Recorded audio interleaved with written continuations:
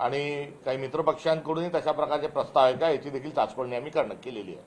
सरकारचे तुम्ही एक पत्र लिहिले निवडणूक अधिकाऱ्यांना वारकऱ्यांना एसआय मधून वगळण्याचा दावा आहे. नाही, हा SIR ची प्रक्रिया जी आहे ती नेमकी ज्या दरम्यान दिंडी निघणार आहेत, ज्या दरम्यान या महाराष्ट्रातला वारकरी संप्रदायाचाच नव्हे तर महाराष्ट्र धर्माचा जागर करणारा नागरिक हा पालखीत जेव्हा जात असतात, पंढरपूरला जेव्हा जात असतात, त्याच आषाढ महिन्याच्या निमित्तानं होणाऱ्या संपन्न होणाऱ्या पालखी महोत्सवाच्या दरम्यानच SIR ची प्रक्रिया ठेवलेली आहे.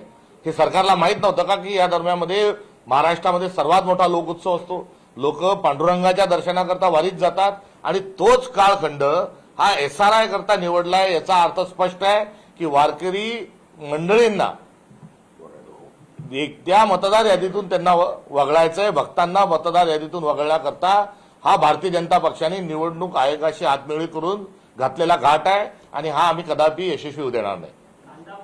दिल्लीमध्ये बैठक होते, परंतु खरं तर राज्यामध्ये राजकीय वातावरण तापलंय आणि त्यातच हे सर्वच महायुतीतले प्रमुख नेते मंडळी दिल्लीत जाऊन अमित शहांशी चर्चा. काल 3 तास रस्ता जाम केला महाविकास आघाडीने. त्यात शशिकांत शिंदे साहेब, दानवे साहेब हे आम्ही सर्वजण होतो. रोहित दादाही त्या ठिकाणी होते, मित्रपक्ष होते.